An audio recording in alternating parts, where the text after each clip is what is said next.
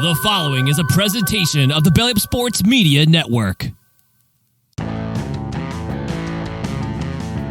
are listening to the 1420 Sports Bar Podcast. 4 beer with a sports talk and a whole lot more. We are part of the Belly Up Sports Network.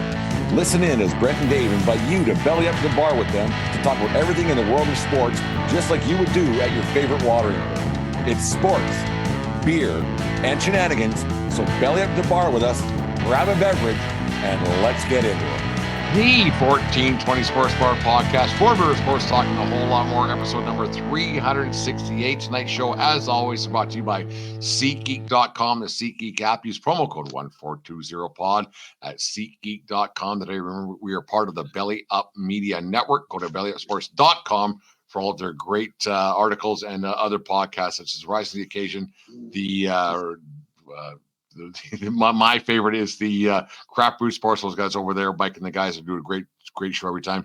Thank you very much for making us a part of your day each and every day here at 1420 Sports Bar Podcast. Dave, Thursday night, we usually get into it a little bit more, a little bit less. Who knows what's going on? But how was the day? How's the week been? It's work-wise, it's been a little bit challenging. I've had, things would just be so much easier if one didn't have staff. I'm not feeling good today. My car won't start today and whatever. So it's been one of those weeks for me. I've been a little bit more strung out work-wise, but it's Thursday. It's a whitefish weekend for me and the family. They got snow. We're going to hit the slopes, the boy and I, on Saturday. So, we're one day away from the great state of Montana, and I'm looking forward to that. And that's where I'm going from here. There you go. Are you the one thing I like? Not the one I like a lot about Montana, but when you go from town to town to the great state of Montana, one of the things I like when you go to some establishments is the shake-a-day. I think that is the greatest thing. Like, I actually think that might be the simplest, easiest thing to draw people into your bar, where you shake the dice. If you get Yahtzee, you win the pot. I love it. Like, I was in Havre last year, and I was in Whitefish and Kalispell and other places, obviously. But shake-a-day, that should be a world renowned thing, where you put in your $1 or $2, whatever it is, and you shake it. Yahtzee, you get in the pot. If you don't, well, you try again tomorrow. Well, and I hear that, but the shake-a-day days are behind us. The stop.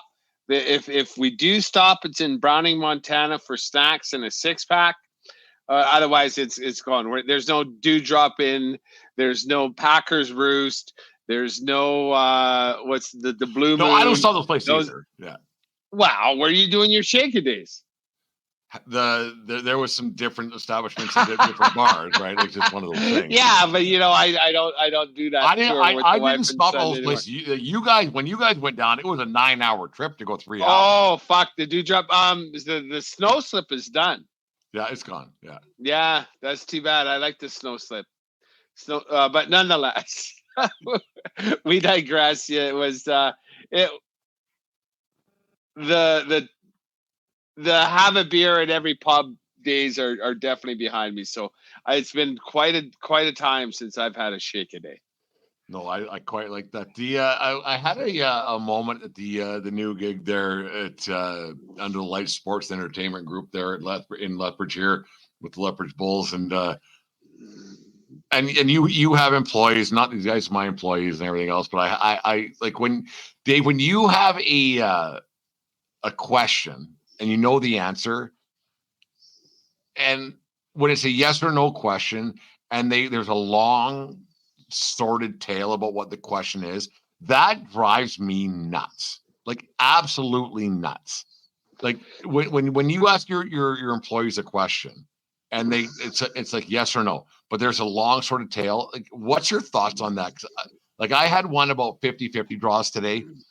I was like, can you just say yes or no? Like, I know the answer because I know why I'm asking. Like, I know why I'm asking the question. Can you just say yes or no. Yeah, and me with this group, we're beyond that. Is like, why didn't you? Like, I don't even fucking ask him. Why didn't you? Why didn't you? Like, it's like, fuck. It's don't drag me down a negative path, brother, because I can go either way tonight. I'm gonna try and be happy here, but you want to get me on the feisty side of things right now, because I don't worry. Like, I have those conversations on a way too regular basis. Yeah, no, it's tough. Like, he's just like, okay, yeah, I know. If I didn't know, I wouldn't ask. Like, I know. Right. And like, so like, like they say, don't ask a question you don't know the answer to. But then when you're getting the fuck around question, like, so I fucking know. So just own up to it and let's move on. Like, that's all you want to say. Like, just fucking own up to it and let's move on. Yeah, it's absolutely fucking bananas. But it's and how the other side doesn't get it. It's like you got to learn, because with my staff, they're all younger than me, and they don't fucking know yet. Well, Dave, there's a thing that everybody's younger than you. I won't say the great gasp. Great gasp of 2024. Yeah, I know, everyone's younger than me. I won't say that, but there's a certain group that I do things with that yes, they are younger than me, but I'm youthful in spirit. Youthful exuberance is a good thing. And anyways, Dave, it came. I didn't know how to approach this. I think we talked off air a little bit enough to make sure we know we're not crossing the line and everything else. Because I think I don't think I know we're both on the same side of what happened with the Hockey Canada. There five players, and there was a 2017, I think it was. There was the group sex rape not allegations, that it was, and Hockey Canada basically paid this girl off $8 million to make it try to make it go away. Did you say 8,000? 8 million, I said. Okay, yeah, just making sure. Million. Yeah, and they tried to make it go away. Hockey Canada, which isn't in the best books of anybody across Canada. It's not a great organization, considering hockey is our national sport, and on it goes. And 8 or 5 players haven't been officially named yet, but 5 players just kind of coincidentally have taken leave of absence from their respective hockey teams. One guy plays in Switzerland, I think, and 4 guys in the National Hockey League. And I'm not going to name their names because it hasn't been officially. Figure it out. Just go to Deadspin. Everybody's been putting it out there. Yeah. Everybody's putting out who the guys are, and it's a bad look for everybody. Obviously, it's a bad situation for Hockey Canada, because they tried to push under the rug, which they did back 30 years ago or 40 years, 35 years ago, whatever it was, with Sheldon Kennedy. They push it away, and on it goes. And that's what Hockey Canada does. My only take is that, yes, these kids, not young kids, men, the young men have there was a situation. No one's disputing that. Nobody's saying that they didn't do it, because it's obviously if whatever happened, Hockey Canada wouldn't have given $8 million to this girl. And I'm not, and if I've worded things incorrectly so far, I'm not saying that this girl is looking for money at all. Like, I'm not at all. There are 5 young men who committed a crime. 100%. May have allegedly. No, there's not. Here, can I just say a couple things here? Yeah. Okay. So when we say everything is alleged, we don't know what crime took place. We don't know what the potential charges are. We don't know where consent started and where consent ended, because from everything I read, like, there was consent at one point. From the victim. I'm going to call her a victim. The charges were never brought at the time. It was a sticky situation, which Hockey Canada pushed away with money. And now there's pressure obviously from someplace to reinvestigate, and so I don't know exactly what's going on. And there's a lot going on. It's a touchy subject. There's no getting around that. We in show 148, which is one of my favorite ones of all time since we started doing this stupid thing 3.5 years ago, talking Chicago Blackhawks thing and that whole deal. And it's one of the best shows we've ever done. And sometimes, you know what? Sometimes it's not all rainbows, unicorns. We talk about some things. Like it's in that, and that's what life is, and that's what podcasts are supposed to be. We talk about things that aren't exactly, you know, like I said, rainbows, unicorns. The Hockey Canada thing with these guys, 5 of them, and I'll name a couple of them.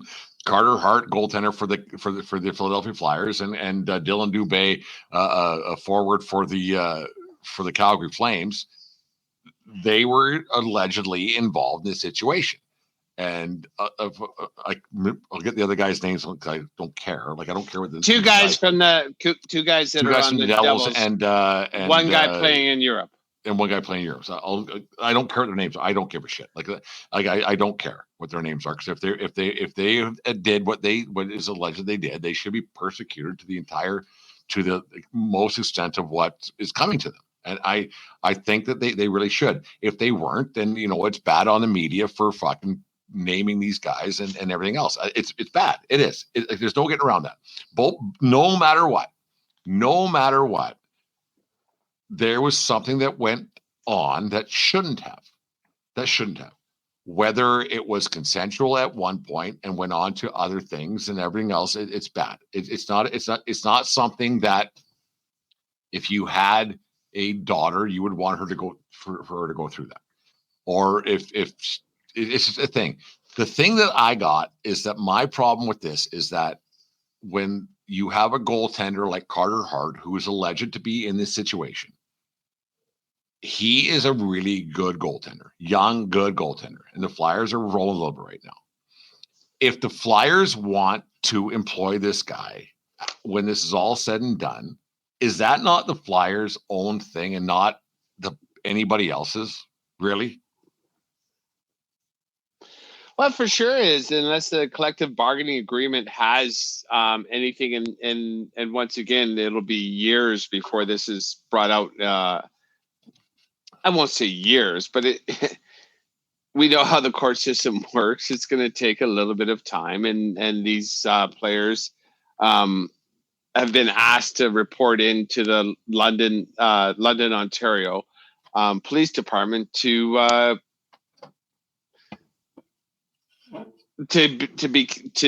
be arrested for, we don't even know what the charges are. So it's like I said on and off air, like I'm just so I want to be so careful as we talk about these things, because we don't know if any crime has been committed. We know the appearance of guilt that Hockey Canada did by stroking an $8 million check to the alleged victim. The appearance of guilt carries a lot of weight, but now there's going to be high-priced lawyers. It's going to be difficult to say. And then what do you do with these players? Like, are they now all on temporary leave until they actually have their day of in court? Like, I don't know. It's a sticky situation that I would be happier than shit as an NHL owner, GM, knowing that one of my guys is not involved in this situation right now. And I'm going to bring it back to Hockey Canada. Like Hockey Canada, like I think this is one of the reasons I don't give a fuck about the World Juniors anymore. I do give a semi fuck, but I don't give the total fuck anymore, because Hockey Canada is just, when you read about this kind of stuff, I could only imagine the shit they covered up back in the day that's why I think for sure there is no way, and anybody who cut us out, if you didn't cut us out, you're still listening, obviously, but there's no way there is no way that the alleged assailants aren't guilty, because every one of them took a leave of absence at the same time before the report came out on Deadspin and whatever else it was. Every single one of them took a leave of absence, so they knew that the shit was coming down. Every single one of them. Every single one of them. They know that and it was always 5 guys. It was always 5 guys.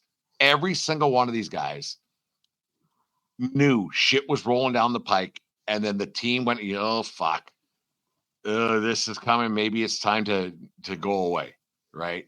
And so every single one of them were like, yeah, I guess shit's gonna roll downhill, right? And it eventually is gonna hit us. So every single one of these guys, and to me, like, is Hockey Canada to blame for it? No. These kids are to blame for it. These guys, or these young gentlemen, or not gentlemen, these young men are to blame for it. Hockey Canada was a middleman because it happened during a Hockey Canada event, and so they went. So allegedly happened. We shouldn't say it happened. So we don't know the details, and who cares? If somebody gets charged with something went down. Not every time, but for these guys to be making money in the National Hockey League, and for these guys to fucking have to bail on their team for personal reasons, well, you know what? You're guilty, man. There's no way you're not. There's no fucking way you didn't do something wrong. Are they guilty to go to jail? I don't know. That's not me and Dave at the 1420 podcast to decide that. Did these guys do something morally wrong? 100%. 100%. There's no getting around that. I will disagree with that. Like, there's no way you can say these guys did something wrong, because we don't know what happened. We just don't know what happened. Then why did Hockey Canada have to give $8 million to somebody for hush money? To put it, just to put it away, to get it out of the. What's the because they weren't playing for Hockey Canada at the time. It was but they were representing Hockey Canada, and I think Hockey Canada has to share the majority of the blame here. 100%, I really do, because they're the ones that breed the culture. There's the ones that have told people, like, for whatever, like, you and I have talked off air of what we have both heard what happened, and where did these kids, like, figure out that this was a good thing? They honestly, at the time, from my understanding, these kids didn't think they were doing anything wrong. And, they got told that. They got told that by people older than them. They 100%. Got told that by other people. So the culture that these kids were raised in was encouraging them. I won't say encouraging, but just like saying, this is how you engage in certain kind of activities, and I think, I honestly, like, it absolutely fucking disgusts me. I saw a tweet not too long ago, like 2 or 3 days ago, when this was coming down, and someone goes, like, for those people in shock about the allegations being raised, have never met a junior hockey player before, right? Like, that's it. That's it. And we talked about that before. But that's wrong, though. That's wrong. We talked about it, like, the first time that, like whatever, a year and a half ago, Dave, we heard about this. Man, that's wrong, because you know what? There's shit going on everywhere. It's not just junior hockey players. There's shit going on fucking right now, fucking down the street from us. You're right. But to blame a junior hockey player, because I played junior hockey and that shit wasn't going on. Stop it. It wasn't. Stop it. Well, I was a bad junior hockey player, so maybe just for my team. But, right?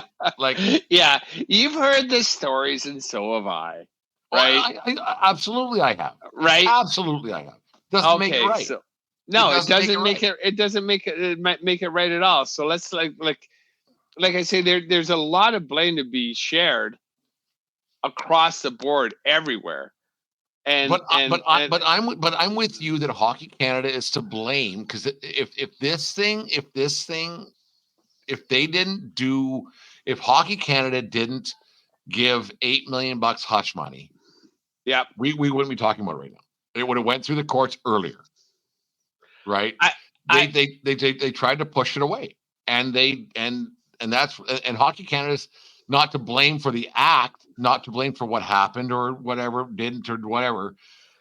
For Hockey Canada to push it away and hide it, they are the bad people in this situation.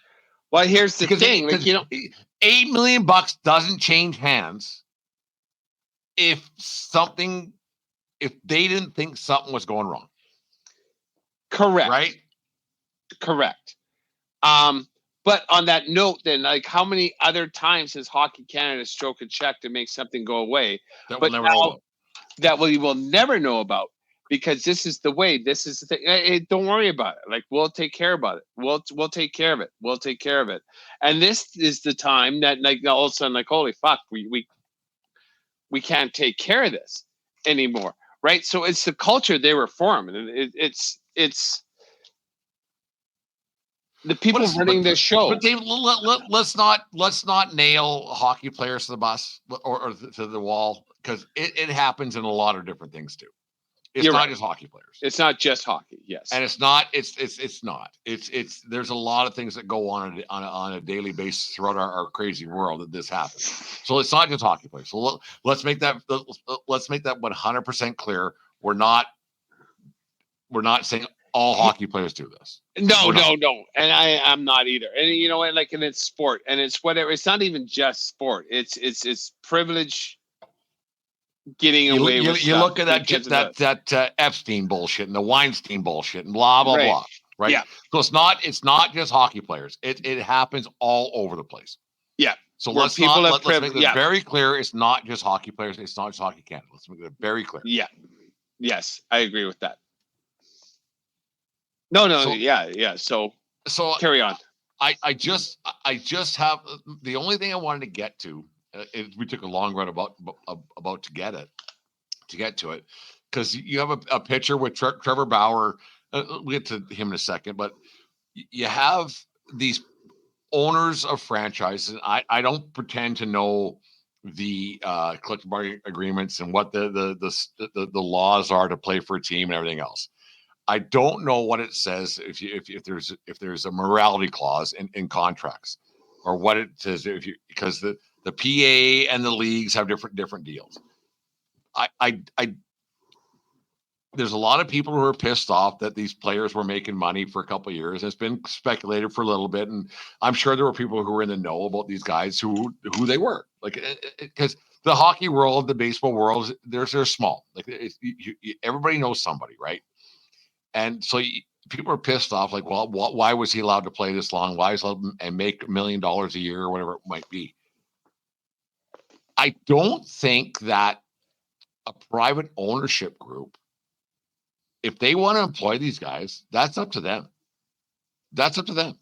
Like, it has nothing to do with anything. If an owner says, this guy's a great goalie, this guy's a great pitcher, this guy can kick fucking field goals, I don't give a fuck what they did. That's up to the owner. Because there's no way, especially in the last year since this came out, there's no way that the GMs, owners, on and go, didn't know who these 5 guys were. There's no way. Oh, you're right. Yeah, it's for sure. Yeah. Right. So yeah, if they want to keep employing these guys, and there were people fucking cheering Carter Hart 5 days ago. Yeah, where I didn't know, like, we knew it was members of this team, right? Of 5 guys. Yeah. Right. But we didn't know which ones. There's a 24-man roster, whatever it was. We knew 5 of them. Which one they were, I don't know. But now we know. But, like, the people that were sending the paychecks for them, they knew. Yeah, I'm sure they. Well, yeah, I'm fairly certain they knew. I'm not gonna say no that for you. Gotta assume, right? You have to assume. So so obviously these guys, the alleged perpetrators and everything else, and then it like shit rolls downhill so far. Eventually, it's got to roll back uphill, right? Well, it just has to stop. People are pissed off. People are pissed off that. Well, why were these guys making money? Ask the owner. Ask the owners. Ask the owner, ask the GM, right? Because like the shit that goes on in all professional sports, right? You know, I'll just go like big game hunting here, like Kobe Bryant, Ben Roethlisberger, Trevor Bauer, right? So there's one from every sport, right? That has done something that all it these was fucking alleged. do-good fucking fans who are fucking yeah. But when your team's winning, you don't give a fuck. Oh yeah, like no one wants to call Ben Roethlisberger or Kobe Bryant a rapist. They were accused of it. Yes, you're right. They were accused, but they found an uncooperative witness, and then charges were never. The trials never went to court. But like let's stop it. Let's stop it. These. I can't, like, the allegedness has to stop at some point, and then if it depends how big the superstar and how blind the fan base is. Like Trevor Bauer, like if the Dodgers didn't let him go, like I don't know, he's going to be pitching in the major leagues next year for sure. And you know what? Like he was, and the second he strikes out a guy on August the fucking 19th, people are going to be cheering for him. I don't want him on my team, but then again, I'm the minority here. Like because I'm a sports enthusiast as opposed to a super fan.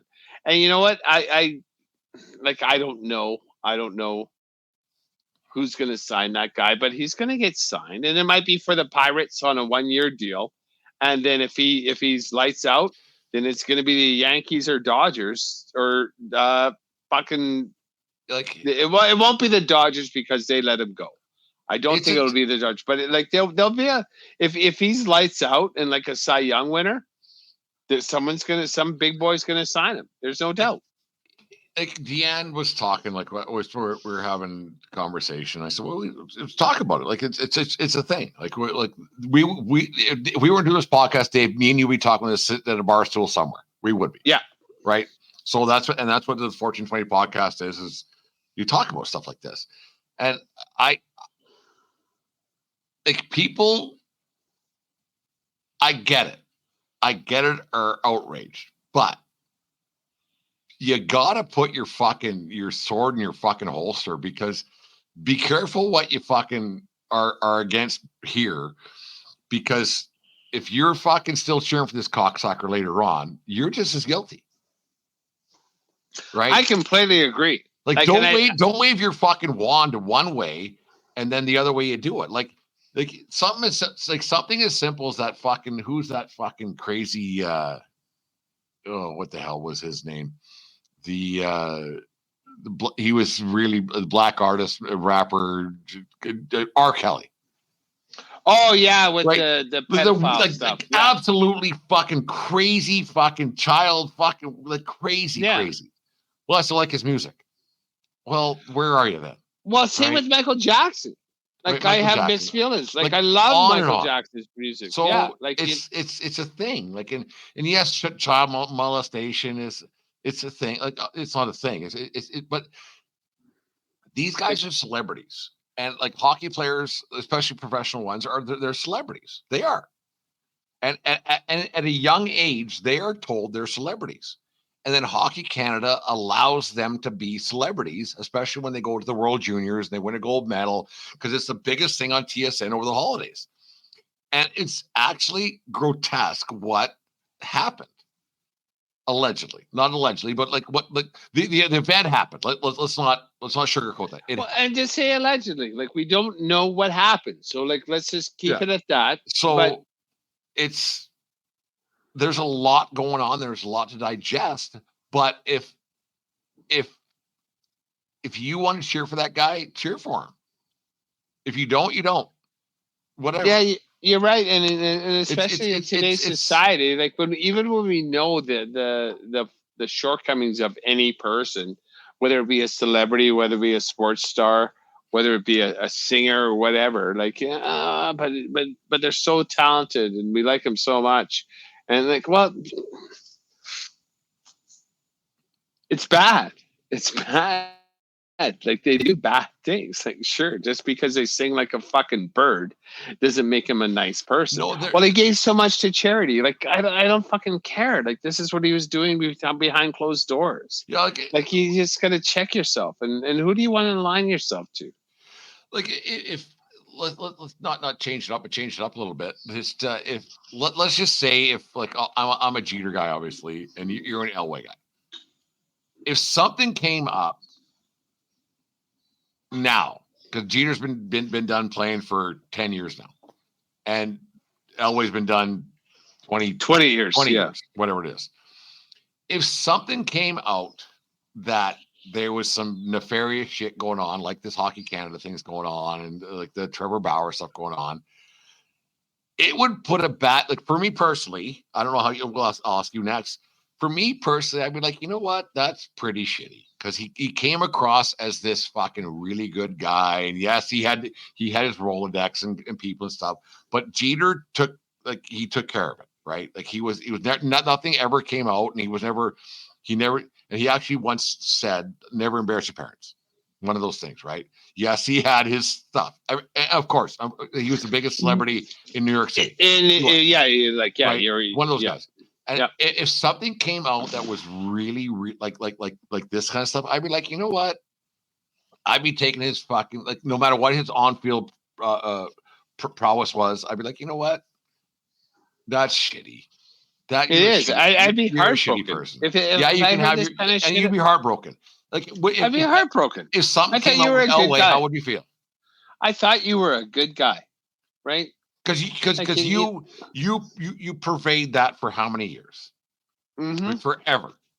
You're Derek Jeter, Elway, the great big silken Lauman smile.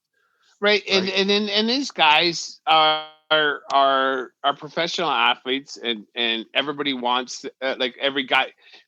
What's the thing? What's the saying? Every girl wants to be with him. Every guy wants to be him, and those things. And I'll forgive. In my sports stars infidelity, but I won't forgive crimes. I won't forgive crime. Like, and that's just simply it. Brett Favre, right? Sending dick pics and I love Favre until 5 years ago or 10 years, whatever it was, 10 years ago. Whatever. So, he was sending those dick pics when he was still an active player, but like he's such a piece of shit. He's such a piece of shit. And then it comes out, right? Yeah, yeah, and I'll never mind trying to defraud the government, like being an active role in stealing money from welfare people to build a fucking gym at Mississippi State or whatever the fuck it was. I don't know where it was. Like it's just bad. Like he has to have $100 million in the bank, and you want to steal $10 million out of fucking welfare recipients. We hold these guys on such pedestals, and I do it. Like I do it like you fucking. I tell you what. Like I was at it. Like we were watching something last night that fucking you remember Michael Ford from fucking 2019, he hit a home run. Nobody else knows who Michael Ford is. Like you hold these guys at pedestals throughout sports from a young age, and it's not just I shouldn't say it's not the kid's fault. It's not the parents' fault or the players' fault.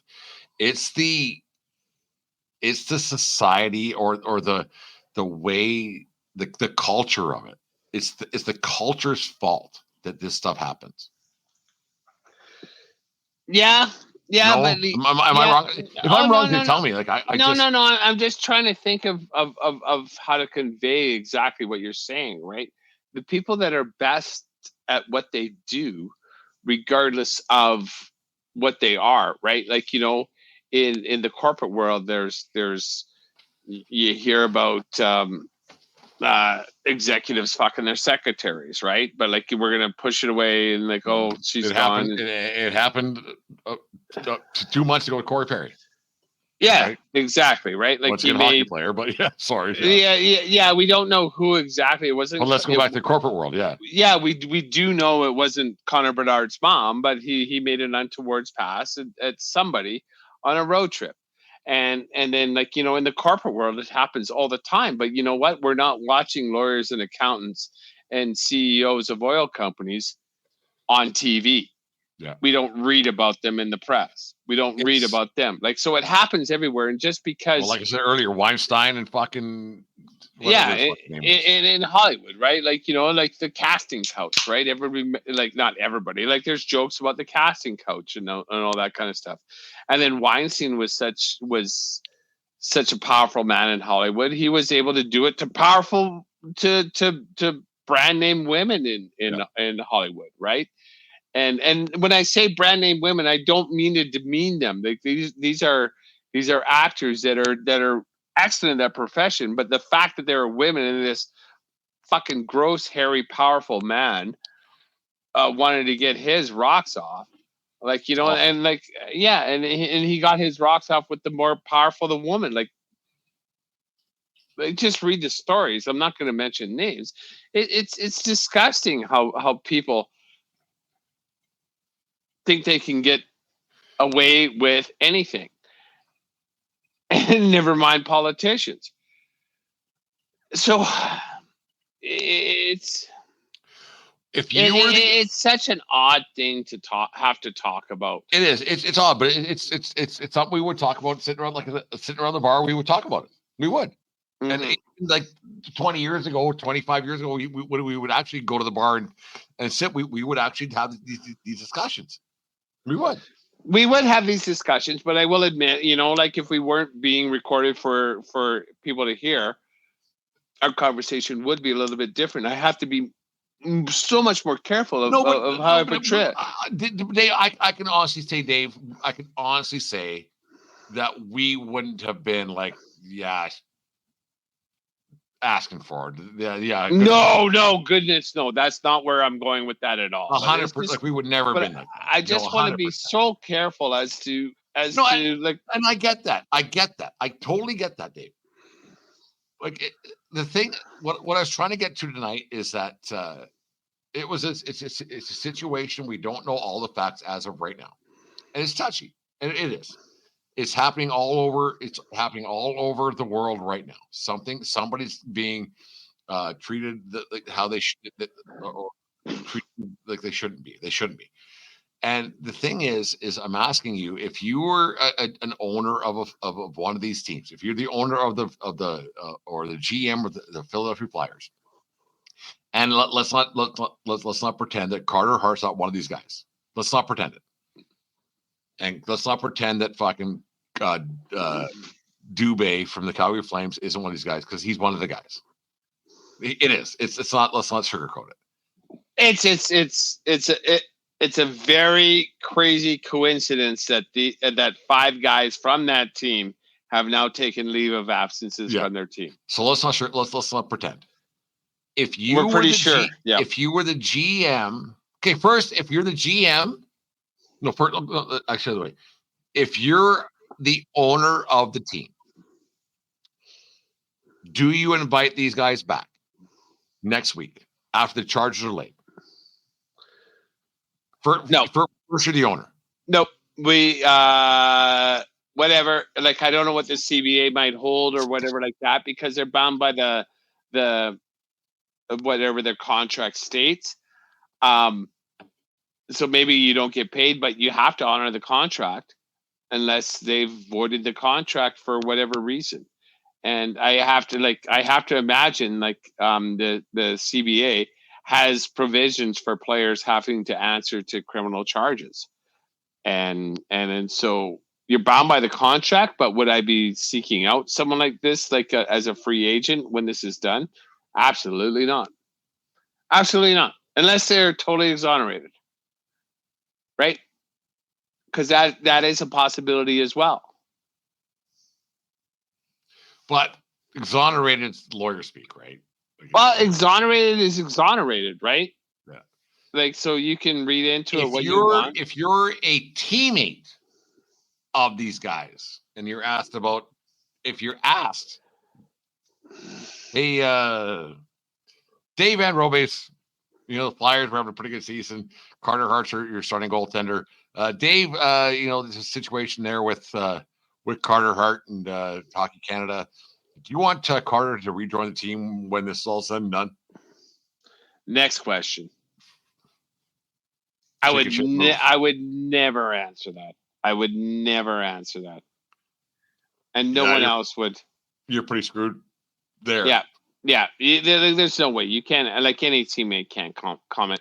Like how prickly I get and how much I struggle for words trying to discuss this just between you and I. If I was his teammate, there ain't no fucking way I'm saying a thing on record. Zero. Next question. No, it's odd. And thirdly, if you're, well, fuck, I don't know. Yeah, fuck, I'll say it. If you are the parent of Carter Hart, or I'll keep saying it, or Dylan Dubé, or whoever, it doesn't matter. And it came down today, what do you say to your kid? Like I'm asking, I don't have kids. And yeah. And you have a son, and we've all, and both of us have done some stupid shit. Not to that extent, we both done stupid shit. But when it comes to a national fucking thing or international thing now, what do you say to your kid? Like, fuck me, man. Well, you know, it's not so much for the parent. Well, you know, what do these guys say to their parents? Like, oh, yeah. Well, you just have to have a sit down and as a father, it's like, what happened there? And don't fuck me around, because you know the rubber has hit the road. Your agent ain't here. Your lawyers aren't here. Tell me the truth. What the fuck happened here? And that's it. And, you know, like, I'm always going to be in your corner. If you made a mistake, I'm still going to be here for you. But I just want to know what the fuck happened here. Yeah. And that's it. I just want to know what the fuck happened. It's still your son and everything else. Like, and I'm gonna love you for forever and ever. Right? The fact that you're an NHL player, or the fact that I don't want any surprises. Yeah, or the fact that you're the third best plumber in whatever. Doesn't matter. I want to know what happened. I want to know what happened in that room. That's a good point, Dave. Like, let's stop putting these guys on a pedestal. They're just right. People. Exactly. Right. Like, you know, 2 years from now, there'll be another goalie playing for the Flyers. 2 years from now, there'll be another quarterback playing for the Broncos. 2 years from now, there'll be another shortstop playing for the Yankees. You're still my kid. Yep. What happened? And I don't want any surprises. Yep. Because I will defend you. But if you did something wrong, let me know. Because if I face, just tell me what happened. And if you have to answer, like, everybody has to answer for their actions sooner or later, right? If I say something wrong to my buddies at Coffee Row over the A&W in Fort McLeod on a fucking on Tuesday afternoon, and something else comes out that you didn't tell me about, that's gonna make me mad. Yeah, exactly. Right? You know, like, so this and this happened. Like, so you give your version of the facts. Hey, motherfucker. So-and-so told me that this happened. Oh, yeah. That happened before too. Well, then it really dilutes the context of what you told me, asshole. Right? So that was always one thing that like I said, I had a hockey coach once tell me, never do anything to embarrass your parents. And it made a lot of sense. I mean, not that I never did, but I got thinking about that not that many years ago, like after Dad passed away. I was like, you know what? Dad would have been more upset with me if his buddies were bugging him at Coffee Row. Yeah. You know what I mean? You know, like, you let in a soft goal and his buddies can bug him about that because, you know, soft goal is a soft goal. But like, if you got caught fucking horrific, stealing a Slurpee at 7-Eleven, right, and got pinched for that. I did something horrific, and he would have been more embarrassed about that, because your parents still want to show their face in public, right? And like these kids who allegedly did something, and we'll get off of that. It's odd. It's odd. Yeah. Like it's like nobody goes through that. There's no manual for it, right? No, Like, there is no manual. But like at when the you end of the day, when you and Kaylee had Jasper, when you farted when she farted him out, there wasn't something. Well, if Jasper does this, no. It's a case by case basis, right? a day by day basis, right? Yeah. Yeah, it's sports is real, but real like it's a touchy subject. But we touched on it. Like I said, it's something we would have talked about sitting around fucking Iz's Oasis pub back in 1998. And these people are like, they like at the end of the day, like everybody is just a person, right? And it's just like, and at the end of the day, that's someone's son, that's someone's daughter. Yeah. And we have to remove ourselves from their public persona and their abilities and or talents. And like, you just have to now answer for your actions, regardless of how famous or not famous, how rich or not rich you are. Yeah. And I was thinking about that today. I was laughing, like Charles Barkley said 30 years ago, it was, I'm not a role model, because he was doing some pretty shady shit, gambling and drinking and smoking and whatever it was being, right? I ain't no one's role model. So that's a bit of foreshadowing as to what we have now, really, when it comes down to it, because you just be careful who you worship, because sometimes they're going to let you down. I 100% agree with that. Like, and it's not even that. It's just there is times where you're going to have to be held accountable to your actions, right? And a lot of these kids just aren't held accountable. And I think that's a huge problem. And they can. And now there's 5 of them that they're being held accountable, right? It's odd. It's an odd situation, but something's going to be talked about. Yeah.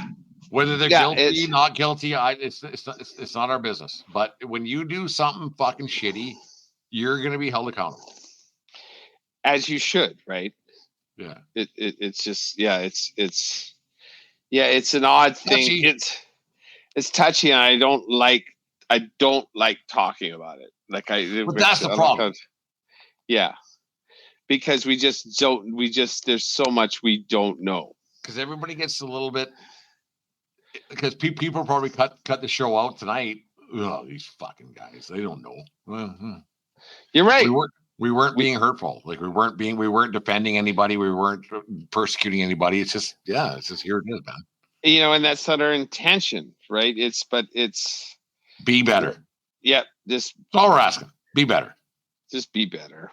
Anyways. All right. Here's the 1420 Sports Bar Podcast, 4 beer, sports talk, and a whole lot more. This segment is brought to you by SeatGeek.com, the SeatGeek app. Use promo code 1420pod at SeatGeek.com today and save you $20 on your first purchase. And make sure when you go to Montana tomorrow, you play Shake a Day, whatever pub that you stop at. They will greatly appreciate it. And when I go down there, I will win Shake a Day. Why don't I just give you $2 now? Have you ever won Shake a Day? Ever? No, never. No, not even. I don't like. I can't remember the last time I played Shake a Day, because as far as going down to Montana, I can't. Aside, no, you know what? That's not true, because I go down there with my boys once a year too, and we never play. I don't even look for Shake a Day anymore. I see it. I play it. Yeah. Columbia Fall. Like when I see it, I play. I don't look for it. I don't make sure I go. Yeah, I hear you there. But if it's there, fucking, it's a buck. Yeah, you're right. 1420 Sports Bar Podcast, 4 beer, sports talk, and a whole lot more. Are you thinking of going to a game or a concert in the coming days ahead, or do you already have tickets and want to upgrade where you're sitting? It's simple. Go to SeatGeek.com or the SeatGeek app. They have tickets for all sports going on right now, as well as concert tickets to shows throughout North America. And to make things even better, use promo code 1420pod, that's 1420pod, and receive $20 off your first purchase. Once again, that's promo code 1420pod at SeatGeek.com or the SeatGeek app.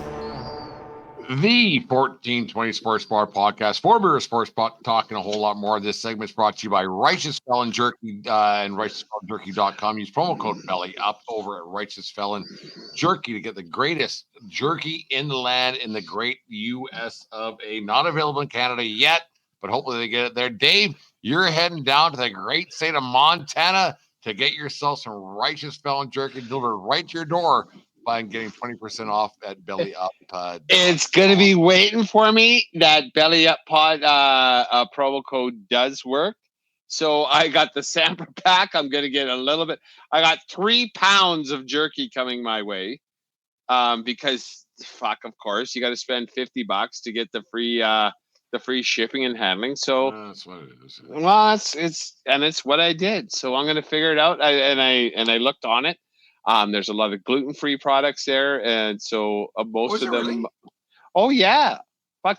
When you have a celiac wife, you always look for gluten-free products, and there is gluten-free products there. Well, In fact, I would say 2/3 of them are gluten-free, and so I'm looking forward to. I got the jerky mix pack, and I got the meat stick mix pack.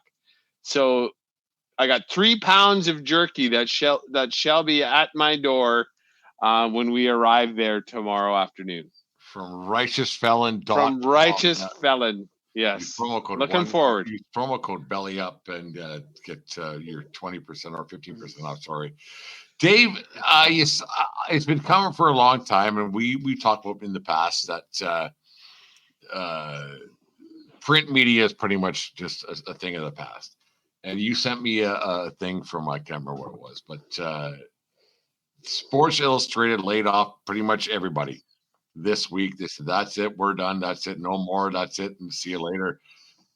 That is the end of an era, generation, all of it. Sports Illustrated used to be 100%, like when I was a young kid, go to the Mac store in Fort McLeod, you get Sports Illustrated. It's like $1.50, right? And you'd buy Sports Illustrated. And that's where I first kind of got into it. Yeah, you'd watch on TV, but like a real sports guy would read Sports Illustrated. And yeah, you wouldn't read the Muhammad Ali thing or the race car thing. So it was all in there. But Sports Illustrated was absolutely the reason why I know my sports knowledge. And it's too bad that basically it's done now. It's done. It's a thing. It's end of an era. It's 100% the end of an era because, as a kid, I read that thing cover to cover. That's what I have Sports Illustrated. I got it for renewing my subscription when I was, I want to say 14 or 15. It was always in my name at my house. I asked for it for presents. Like it would be my birthday present, a subscription. And then like you renew and you get the Football Follies. I'm sure I have that VHS tape someplace. Oh, I remember those. Like by Steve Sable and whatever. And as I say it, I can see some of the clips in it right now. It was my window into all sports. Yeah, and like you say, like there were certain articles I read first or last, but by the end of the week, I read that entire fucking thing, whether it was about horse racing or Indy 500 or whatever. By the end of that week, I was done, and I couldn't wait. Faces in the crowd, Rick Riley on the back page. Yeah. And then like it was like Brent Rudlisky, Fort McLeod, Alberta, goalie, 3 shutouts, 4 point, like whatever. 9.73 goals against average, no shutouts, whatever. No, that was one thing about Sports Illustrated, and because you're young and stupid, right? Like you don't know anything. And that was one thing about facing the crowd. I always, especially when I was like 12, 11 years old, I was like, okay, so am I going to be the face of the crowd this week? Is this going to be my week to face the crowd? I didn't know how it worked. Well, neither did I. But like, I didn't. So you're always hoping because whatever menial little sports thing you did, whatever menial athletic endeavor that you accomplished, You thought, that was pretty cool. I went fucking 9 for 10 to the Little League field across the street from my parents' house, and Miami facing the crowd. So I didn't know how it worked. Right? That's right. Yeah. But that's the thing that, that like as a kid too, myself, like, that you can aspire to, because these were faces in the crowd. They were, as a general rule, like 21, like sophomores, juniors at some unheard of college, right? Yeah. Like not on Guacamole State. Guacamole State, right? And that's something you could aspire to as a 14-year-old, is just a face in the crowd, right? It's like a personal ad with 3 lines free or whatever it is. And then like that was a thing in Sports Illustrated that, like, that might happen to me someday. I might be a face in the crowd.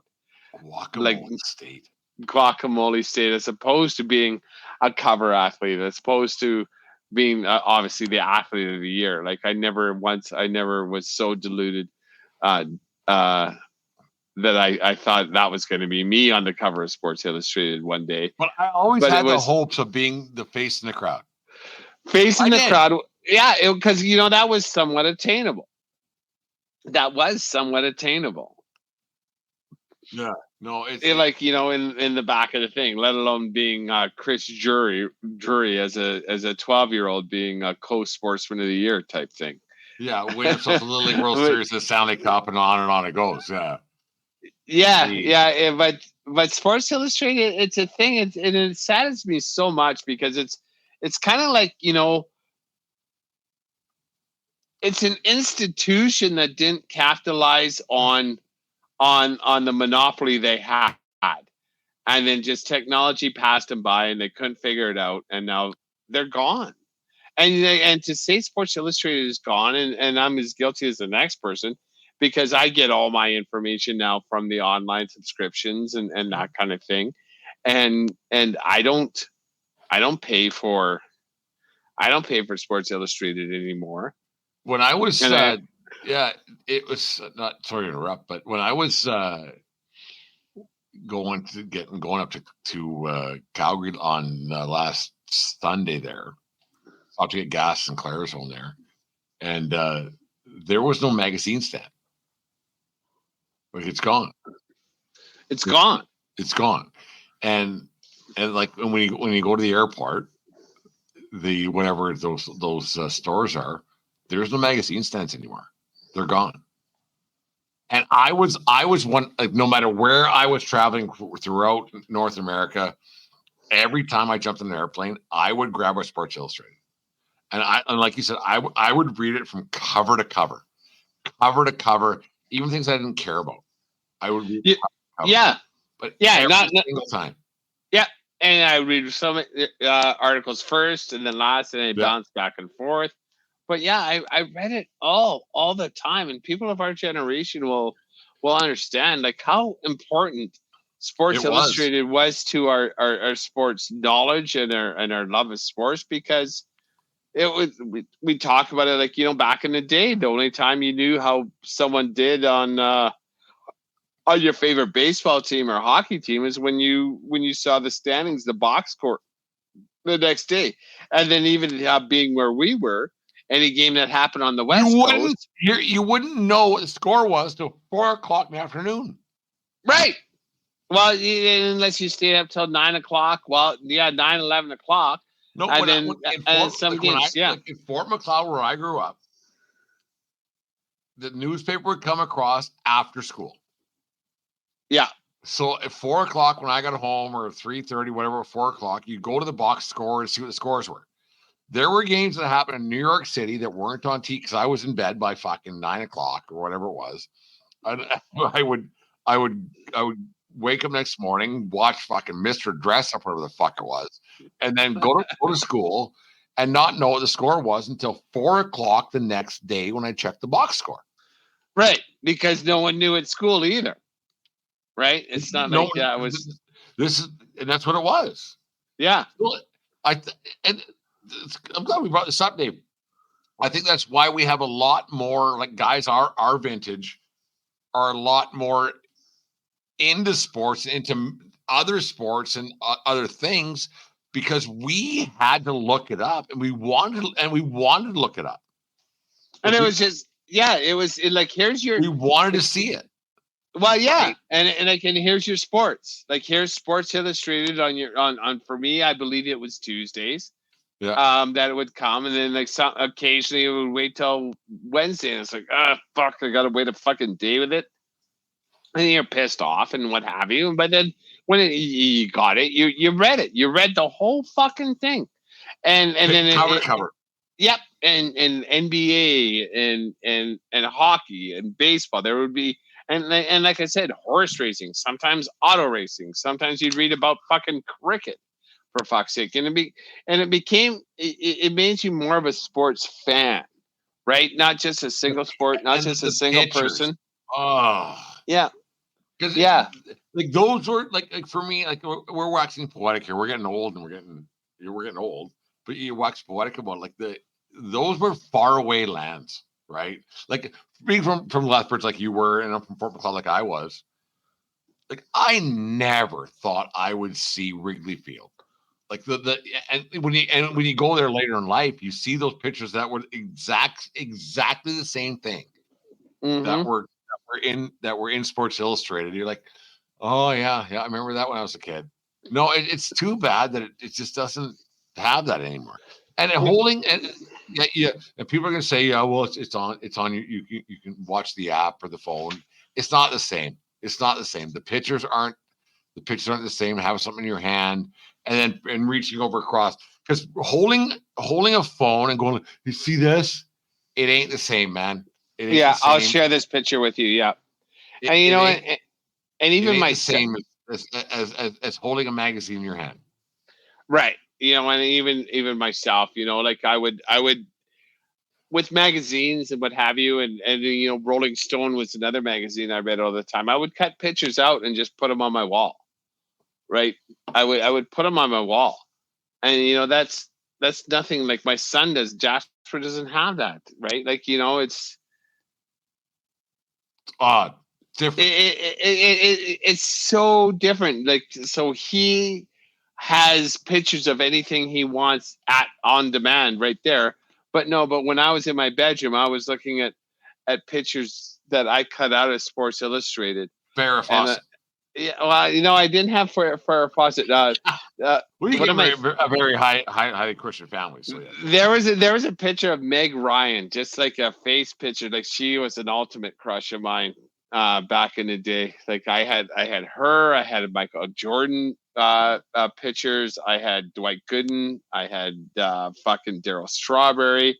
I had John Elway. Like, but they were all from fucking Sports Illustrated. If it was a cool picture, I cut it out and just put it on my wall. I just put it on my wall, and that's different now. Like, I don't know what like, I don't know. Like, I only have one kid, and he doesn't have shit on his wall. Like, he has some baseball decorations and little things and stuff, but he doesn't have shit out of magazines like I did. Like, I now that we're talking about this, like I look back a little bit and you go, I kind of like, just kind of may sound ridiculous. Well, everything we do is ridiculous here at the 1420 It's podcast. Pretty ridiculous, yeah. But, premise. Like, I remember reading Sports Illustrated as a kid in grade 8, grade 9, whatever, Fort Macleod, and I'd be saying things to people about what I was interested in, and they were like, "I don't care, man. Like, you're a fucking idiot. Who cares?" I was like, "No, this is cool. Like, no, it's good. Like, it's fine." Sports Illustrated was a thing. Like, it was great, and people who got it. And it's too bad that Jasper doesn't get the chance to do that. Yeah, it's just different, right? Because like I mentioned before, like, he knows his favorite baseball players, he knows their stats, he knows everything about them, where they were, where they're signed from. But like, that's his thing now, because he follows baseball. He's not beholden to a single publication that comes once a week and you read it cover to cover, and like, whatever they're going to talk about is what they're going to talk about, and you read it and you love it. But we didn't have a choice back then. What like? Yeah, that's my point. Yeah, like that's you had to catch up on.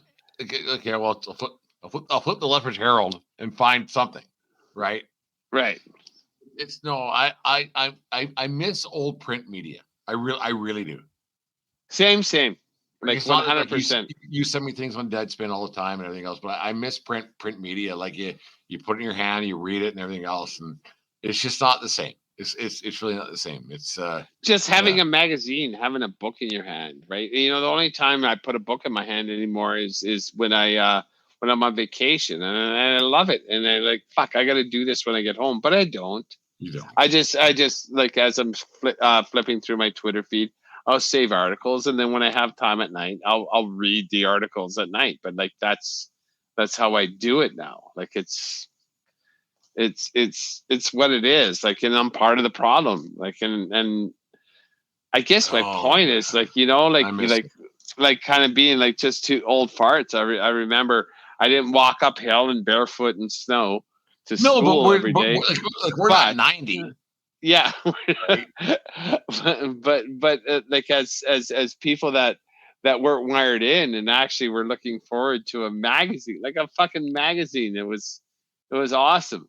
It was Sports Illustrated. I'm gonna miss it, and like we haven't even touched upon the the swimsuit issue. Like, holy cow, you know, that was Playboy for before you could buy Playboy, right? Like that was like one your mom would say, oh, okay, you can have that one downstairs. Yeah. Like, and then don't let me find it underneath your mattress or whatever. You got to read this one in front of me, kind of thing. You're like, yeah. Like, who was your favorite Playboy? Who was your favorite Sports Illustrated cover girl? Oh, fuck. What the fuck was her name? Elle McPherson. I actually had a bit of a thing for Tyra Banks. Oh, yeah? Yeah, I thought she's hot. No, they're all handsome women, but you know, Elle McPherson, it was like, holy cow. 60s. I think because I think not to go back on our last segment, but I like Tyra Banks. She had some very fulfilling lungs. There's not one Sports Illustrated swimsuit model that wasn't full of hands. They like their models full of hands. Didn't Christy Brinkley? She was in one of those, wasn't she? Christy Brinkley was on them. Cindy Crawford was in them. Christy Brinkley she's hot. She's an uptown girl. Living in an uptown world. There's no getting around that. You wonder, like, fuck, when, like, that's what, we were. I seen Billy Joel a couple of times at the Garden there in New York City, and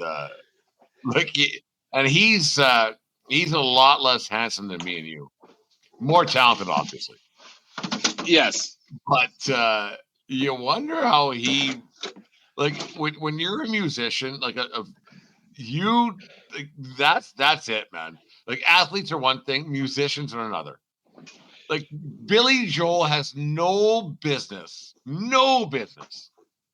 being associated with Christy Brinkley. Physically. If Billy Joel was a plumber, there's no way. No. Or a pipe fitter or a mover or whatever. Yeah. No way. No, exactly. Like, unless, even if he was the best one in the world, right? Still no. Yeah. But he can still sing. No. But you can sing, you know, and like, I'm with the band, right? Like, the chicks dig the guys in the band. And she's just it's to bring it back to Sports Illustrated. I'm so saddened. Like, it's like hearing one of your sports heroes dying. Honestly, like that's how sad I was. Like, it was like, oh fuck, it's gone. It's gone. I thought they'd be there forever, because it was forever. Like, they were there. Sports Illustrated was around before I came around. And another thing is, Dave, like you mentioned, how sad it is. Like, when guys in the last 5 or 6 years, when they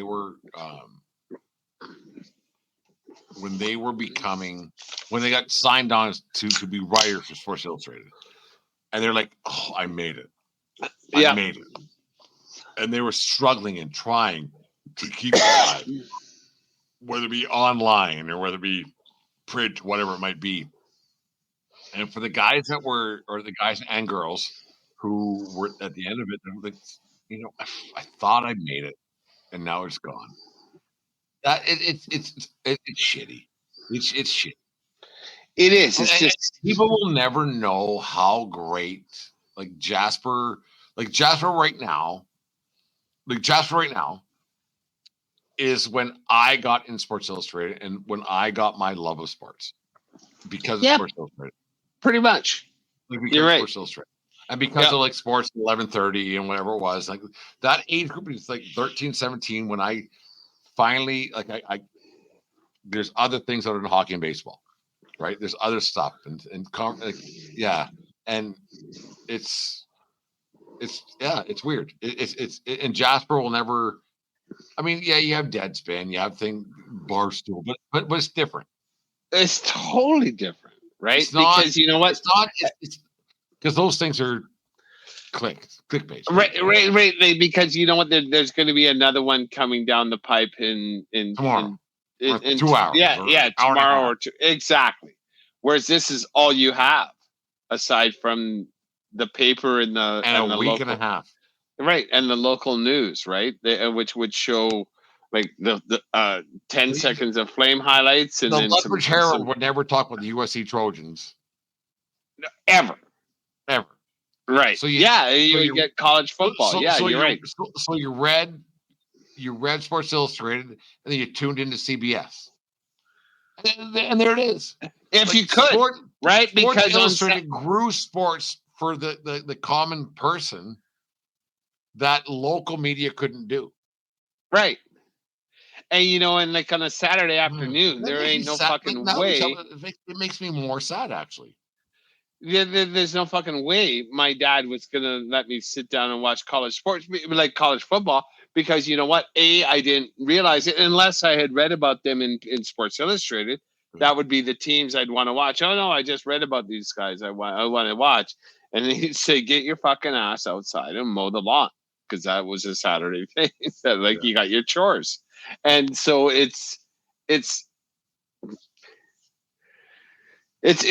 a look into how I became a fan of sports, and 100%. And that was the only thing that I had to get me into college football in the States, to get me into the NFL, to get me into whatever, right? Because I didn't, and then even then when I was, 14 to 17, 18, when I was with my folks, right, on Sunday afternoons, we had more than one TV, so I could go down and watch, on the second TV. I could go and watch some NFL. Right, and I couldn't definitely watch the game I wanted to watch because I had to watch a fucking Seahawk game because we had the Spokane feed. Right, there was no such thing as watching. You watched the game because I think we only had 6-7 channels with cable at that time. You had to watch whatever game was on at 11, and then whatever Seattle was is the game you had to watch, whether it was the morning or afternoon slot. I mean, you just hope for a good one. And then Monday Night Football was always a good matchup. We talked about this a few times, but I don't think kids know the struggle, right? Not the struggle, what it was to become a fan or to watch sports. There's no such thing as a struggle anymore, right? Even here in Canada, the Jays were on Friday, Saturday, and Saturday, Sunday, and that was it on CBC or on CTV. CTV, yeah, right. There was a couple games. The Expos were never on until TSN came along. Yeah, or you could watch them on French on CBC. Yeah. Until TSN came along, and then in Fort Macleod we had ABC. NBC was 4, 5, and 6, and you would watch and you would get the NBC game of the week, and that was it. You didn't get games on, so you had to go to print media. Yes, you had to. Yeah. If you wanted to consume some sports knowledge, you had to go to print media and figure it out. Yeah, which was Sports Illustrated. You weren't watching 10 games a week or 5 games a week. It wasn't even available. If you had, it wasn't available. It just simply wasn't available. right? Like there was just That no was way, crazy. you know, Well, like, now that we say we're talking about, it's crazy to think about it that way. Like we had to find it because we wanted to.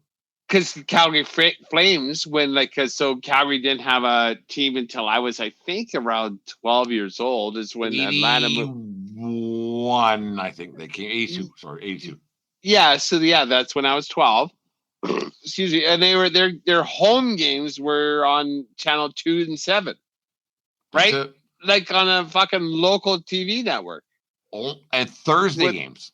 Yeah, with every game was on. I think it was every home game, but I don't know because I was never a Flames fan. Whalen was busy fucking broadcasting Stampede Wrestling. So Ed Whalen, in between time, what is it? In the meantime and in between and in time. between That's it. time. Another edition of Stampede Wrestling. Yeah. Ed Whalen was a legend, but nonetheless. I don't think about we didn't. You had to search shit out. You watched it or you didn't. And that's it, because it was not like we didn't even have VCRs at the time. No. Like not everybody had a fucking VCR. And recording a game at that point, oh fuck. Like when that Steve Smith goal was, I want to say, was that 86 or 87? 86. Yeah. Yeah, that was, I think we had a VCR. No, yeah, we for sure had a VCR at that time. But I watched it live, right? Like you were watching sports live all the time. And now you have to watch sports live because everybody's like in today's day and age, because otherwise you have to just total shut off social media. Like when I'm missing games, but I'm gonna watch it and I don't want to watch the score, it's a little bit of a struggle for me because I can't turn on the fucking Twitter machine for 4 hours. It's because I want to watch the game. We'll call her half a second here, but me and Deanne laugh a lot. Like her dad and her brother are big Leafs guys. Obviously, they want the Leafs to win Stanley Cup, and they're not going to ever. But they hate commercials, right? They hate commercials, and which I don't care. It's a commercial. So they purposely start watching the game after the first period is done. But they tape it. They PVR, right? If the Leafs ever win a cup, they will miss the Leafs actually winning a cup because they hate commercials that much. You know how stupid that is? I understand the logic, and I actually tip my hat to it because I'm the same way as far as game. But if it came to game day, you want to see it live. Oh yeah, like playoffs, I'm watching live. These two fuckers, they're gonna not watch commercials. They're that stubborn. No, not I. If it's for all the marbles, I'm watching every fucking second. There'll be a parade going down Yonge Street in Toronto, and they'll be still in the second period. I'll pause it during the first so I can take a piss, grab a snack, whatever. But honestly, halfway through the third quarter, I'm watching everything.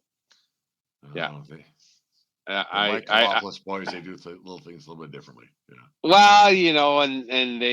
Well, and Bears fans and Leafs fans, so I don't know how old Dee's brother was when the Bears won with Refrigerator Perry there, but wasn't. He wasn't even on the planet yet, but okay. Deanne was 3. Oh, okay. Yeah, and yeah, because that was 86. Yeah, she was born in 82, so he was 4, and James wasn't. Okay, well, let your kin know the goddess's kin know that I actually did watch Chicago win a Super Bowl, and so. Dave, let's get to some Who Is Better and call it a night here at 1420 World Headquarters on the 25th day of January 2024. Tonight's show is brought to you by righteousfelon.com. Go to righteousfelon.com, and get the best in craft jerky in the land and save 15% using promo code one. Or no, fuck, I'm so in sync in that promo code 1420. Use promo code belly up at righteousfelon.com and save yourself 15% at righteousfelon.com. It works. I use it. It works. Get jerky. I love jerky. I actually. Oh fuck, jerky's the best. Like I'll put 2 bags in, like when I'm driving somewhere. Yeah, just eat it. No, I gotta grab a piece and put the bag away. Like, Otherwise, I'll eat the whole thing. Oh yeah, like I'm not a road jerky guy. I just because otherwise I'll just fucking take it down. Anyways, Dave, little who is better? Ready to go? Yeah, let's do some who is better. Dave, who is better? Mark Cuban or Cuban Lunch chocolate bars? Oh, Mark Cuban by a fucking ton. The Really? Cuban Lunch chocolate bars, I do like it, but it's essentially I think you're wrong on this one. We don't disagree on this very often. No, the Cuban Lunch, it's chocolate. It's a solid piece of chocolate with peanuts in it. That's all it is. You can get that anywhere. Mark Cuban, self-made man, sports fan all the way. He's a sports guy. Yeah, he's a sports stunt. He won one with Dallas, and and the shit he does. I honestly think he's a force for the good. I think he's an egomaniac, but he's a force for the good. Like this drug company. Oh yeah, man. Look at he's running an online pharmacy now, which saves Americans tens of thousands of dollars. Like he's essentially a force for the good. He's a force for the good, man. Like he started with broadcast.com, right? Like just giving local feeds people. Like I remember listening to broadcast.com. You can find any game you wanted in the States and they had it. I didn't know it was Mark Cuban's company. Broadcast.com is Mark Cuban. He just wanted to, he wanted to unite fans with a sports feed. And now that's Mark Cuban. So Mark Cuban by a fair margin, because I could get peanuts and chocolate anywhere. Dave, who is better, David Pastrnak or Pasta Tuesdays at Boston Pizza? David Pasternak's doing really well right now for the Bruins.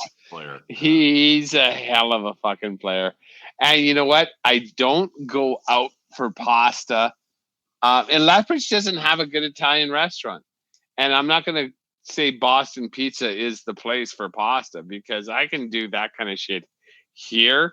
So if anything I can recreate in the confines of 1302, as opposed to home ice in Boston Gardens or whatever they're calling it, that place right now, TD Central, TD Place, TD is it? Fucking whatever. TD. This one goes to Pastrnak because I can't do what Pastrnak does. That's a good point. That's a very good point. Like I quite enjoy I don't know. We don't go to Boston Pizza very much or ever, to be honest with you. But there was a couple of different pasta dishes that were like, that's good. And I like pasta, the simplicity of it. But David Pastrnak, that kid's a player, man. He's special and he's young. And what I like about him is he's the first one of those Bruins guys to say, okay, we've been really good for a long time, and we've taken the hometown discount. You're paying me, because I think he's got $11.25 a year now. Enough. Which is deserved. 100%. This is what I'm fucking worth. The Bruins don't scare anybody though, right? I don't think so anymore, right? You win 50 games last year. You won 65 games last year. Yeah, you're good. Yeah. No one's scared. No one's scared of the Bruins. I don't know if that's the best thing or worst thing about the NHL, whereas it can take a 1 seed down so quickly. That doesn't happen in any other sport. I like it. Yeah. I Yeah. like it. Because it's a series. If it's a one game, I wouldn't like that. Like I wouldn't like a goalie having a bad night and all of a sudden the fucking Columbus Blue Jackets are fucking beating out the Bruins, right? I wouldn't like that.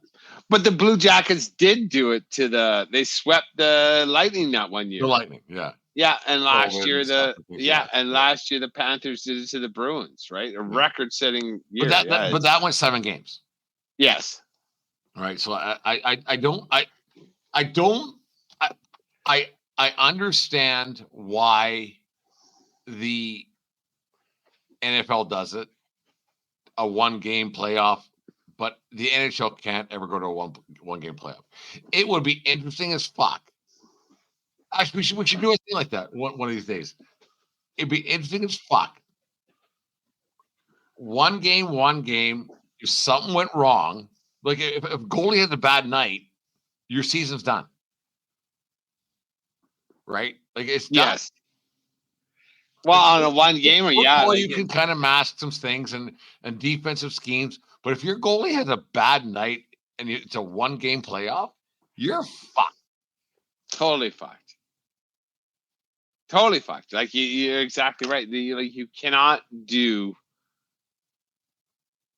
I still think they should in the first round. I still think they should do short series, like the best. Go back to 5. Yeah, like for the NBA and the NHL, I think they should do the best of 5 for the first round because the best team should win, right? And let's stop fucking around. Let's get to the main event. But that's why you got to go 5, not 1, because 1 game, 1 guy can fuck your season. Anything can happen in 1 game. But 5, okay, we have players and things and stuff. And to win 3, like you can't luck into 3. Yeah. Right. I agree with that. But Dave, nonetheless, Pasternak's better than Pasta Tuesday. Dave, who is better? Recently retired. I still ain't retired yet, I think. But recently, like not being invited to play National Hockey League anymore. Phil Kessel or passed away in 1989, Phil Hartman.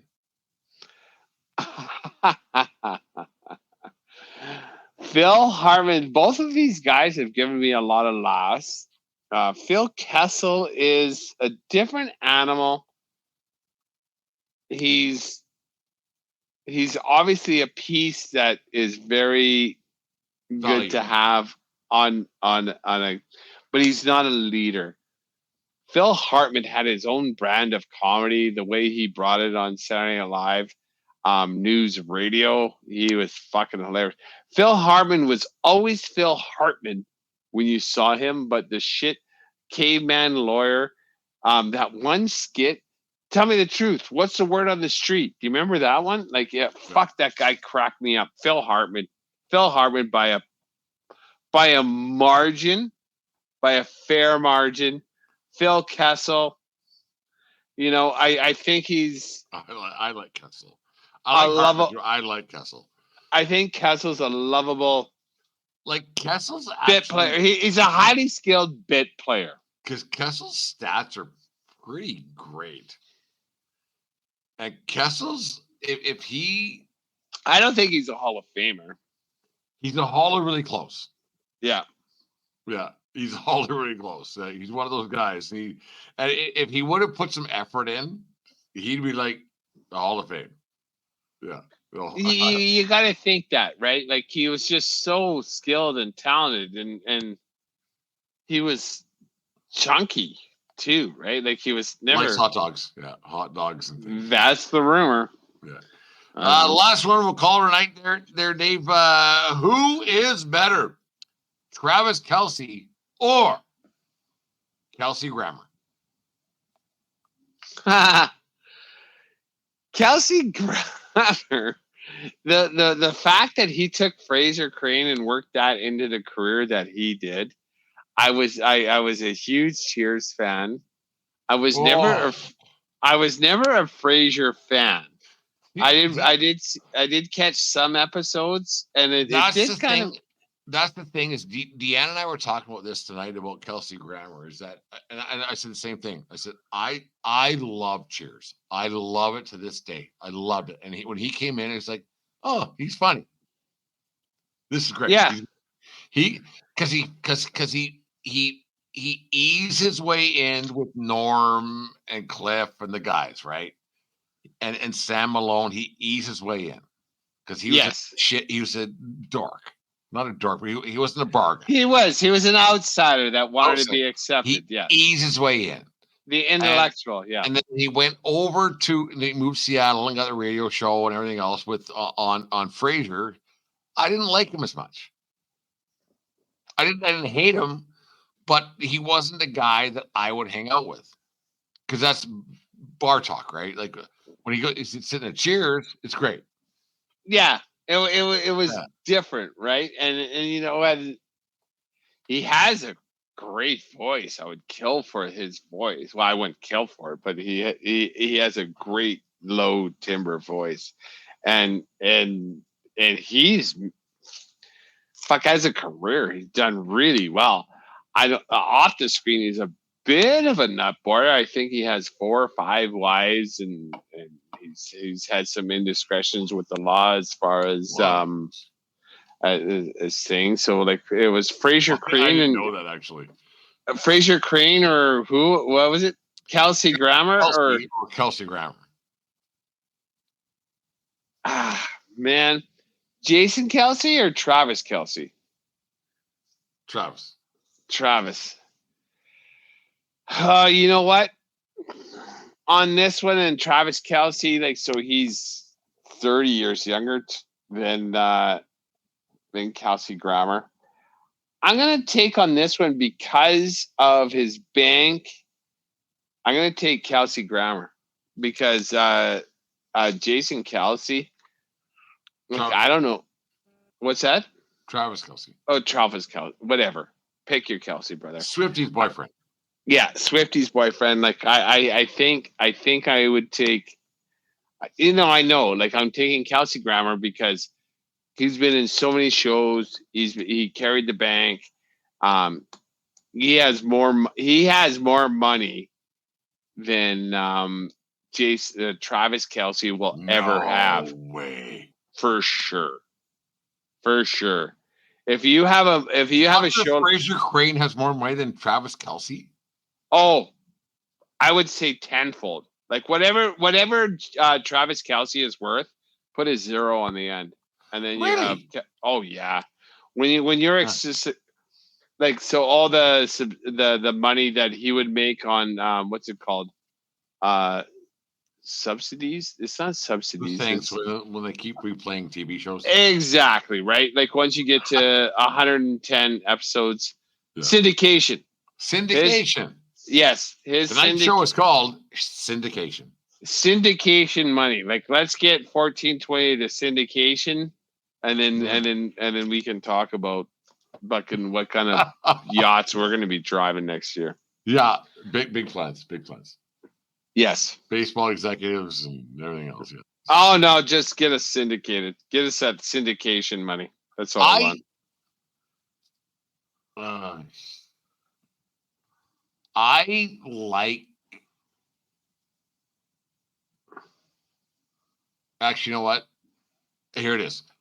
I fucking tell you what.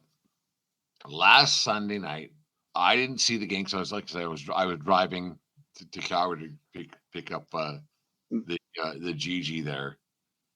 But I got home on Sunday night, turned the highlights on. And Travis Kelsey scored a touchdown, or I can't remember what quarter it was. The one who was wide open, or the one where he worked for it and tucked it in. The one he worked for it. He worked for it. Yeah. And he fucking looked up at the box with when Swifty was up there, his parents, his brother, and blah blah blah. And he did the hand on heart signal. I hated him right there more than I've hated any athlete in my life at that moment. That is the dumbest thing on the planet. Don't do that. You're a fucking grown man. Fuck off and stay fucked off. Right then, There's nothing that Travis Kelce or whatever Travis Kelce can do. That was pretty. That was it for me. I was like, "You're a fucking moron. Yeah, you're a 30-whatever-year-old man. Don't do that. This Don't isn't do that. This isn't homecoming. This isn't homecoming. She's not the captain of the cheerleader. Yeah, and you know what? And there's a good chance she wasn't watching you because she was jumping. And it's not even about her. She was jumping around, having a good time. And when you do the heart on chest thing with your hand, you're a fucking idiot. Agreed. Travis Kelce right now, and it's nothing to do with Swifty.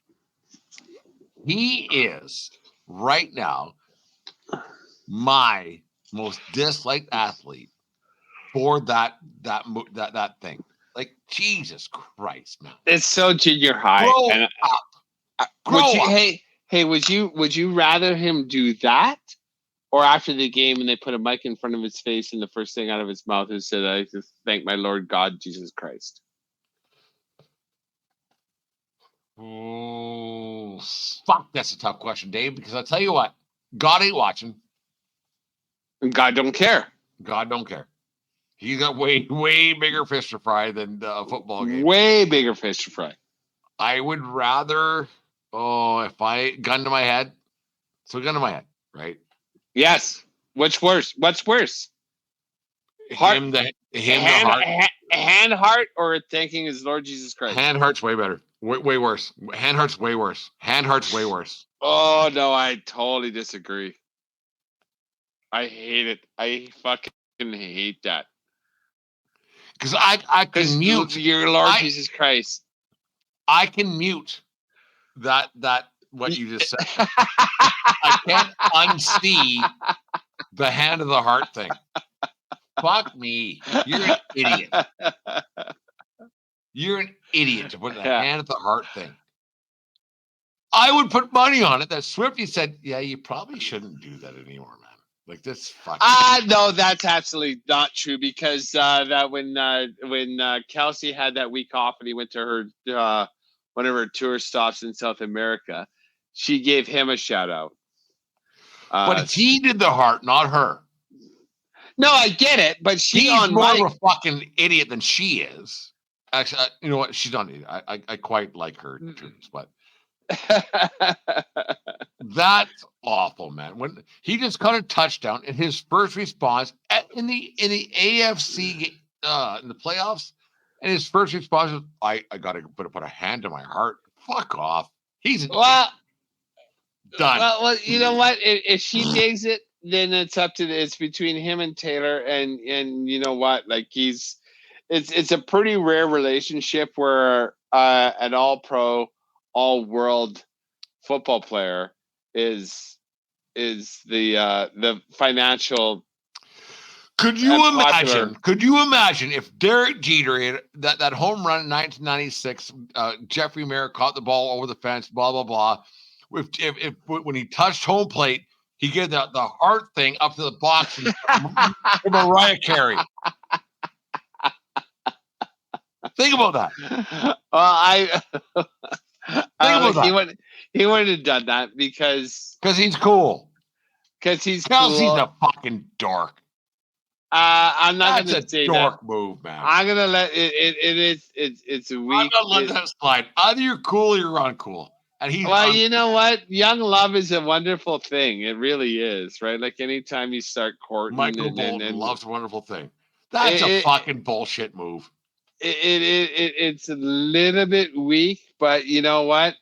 If he digs on it and Taylor digs on it, then good for them, because you know they're fresh.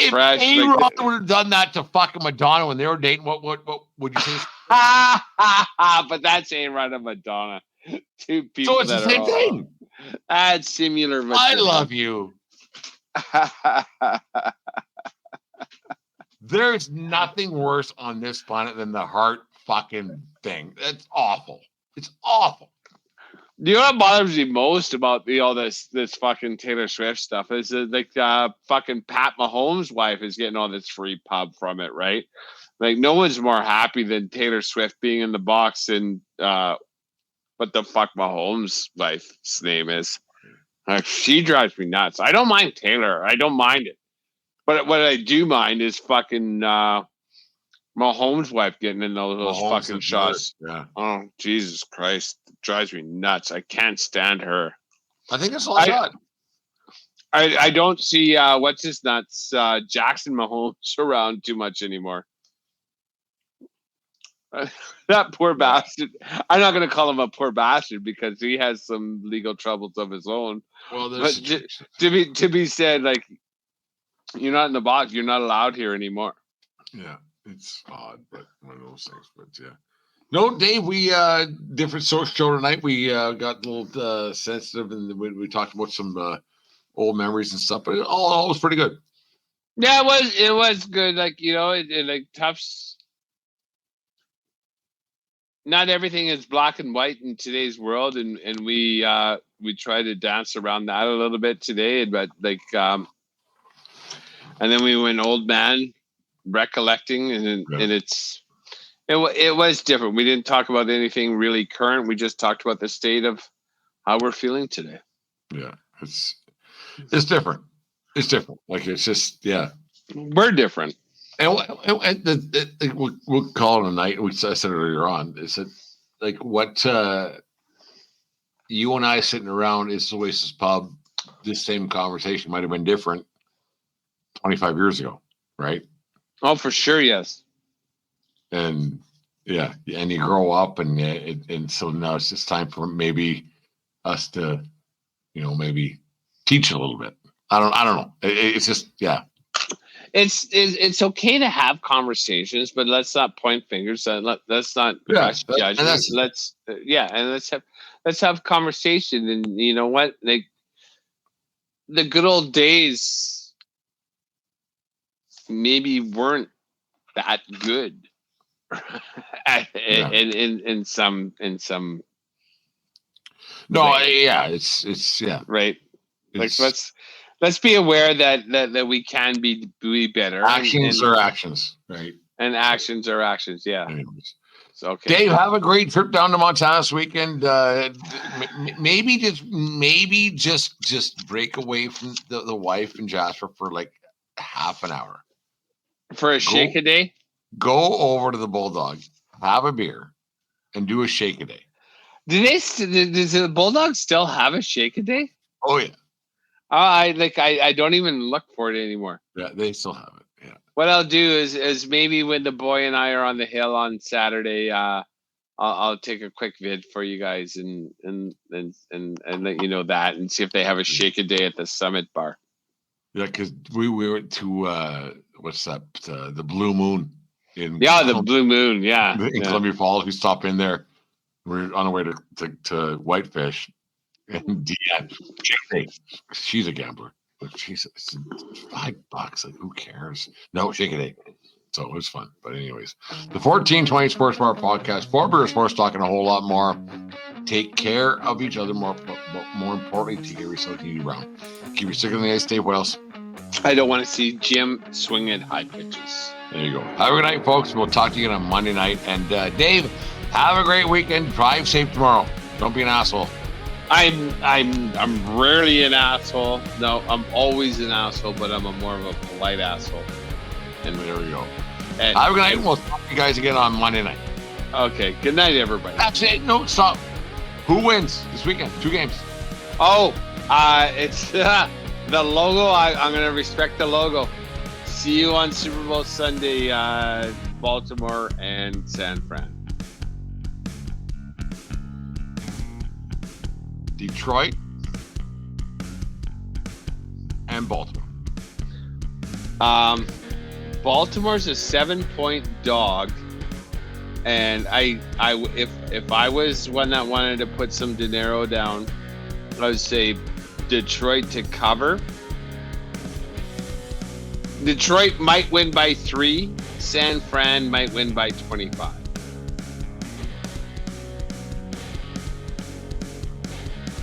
Detroit, Baltimore. Have a good night, folks. Talk to you again on Monday night. Good night.